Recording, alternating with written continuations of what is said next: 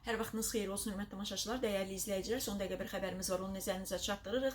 Belə ki, sabahdan hava şəraitinin dəyişəcəyi deyilir. Bununla bağlı Milli Hidrometeorologiya Xidməti məlumat yayıb. Məlumatda qeyd olunur ki, aprelin 9-dan 12-si gündüzədək ölkə ərazisində hava şəraitinin fasilələrlə yağıntılı olacağı, şimal-qərb küləyinin arabir güclənəcəyi, havanın temperaturunun ötən günlər müqayisədə tədricən 5-10 dərəcə aşağı enəcəyi gözlənilir. Bakıda və Abşeron yarımadasında aprelin 10-u səhərdən 11 səhərədək fasilələrlə yağış yağacağı da gözləntilər içindədir. Yarımadanın bəzi yerlərində qısa müddətli demək intensivləşəcəyi və şimşək çaxacağı ehtimalı da var. Azərbaycanın rayonlarında aprelin 12-si gündüzədək fasilələrlə yağıntı olacaq, şimşək çaxacaq.